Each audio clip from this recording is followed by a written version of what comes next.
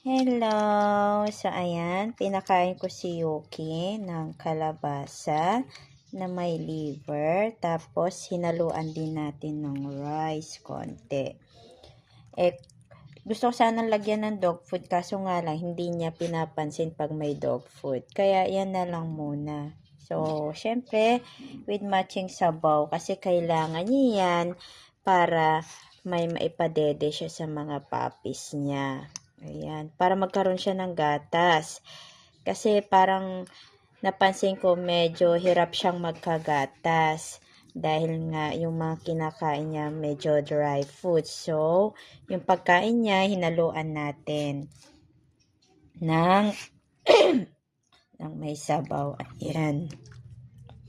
So, ito si Yuki. Katatapos niya lang kumain. And ito yung mga puppies niya. Natutulog. Yung sarap naman ng tulog ng mga puppies niya. Wow, wow, wow, wow. Hello!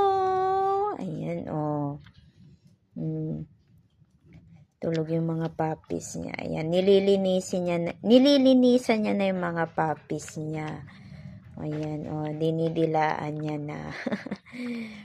Ayan, mamaya pupunasan natin yung ng warm water yung dede niya kasi ayun nga, parang na-stuck na yata yung gatas sa dede niya. So, sabi ng mama ko, punasan daw. Parang sa tao lang din, 'di ba? Pag sa babae, pag medyo nilalamig tapos parang tumigas nga daw yung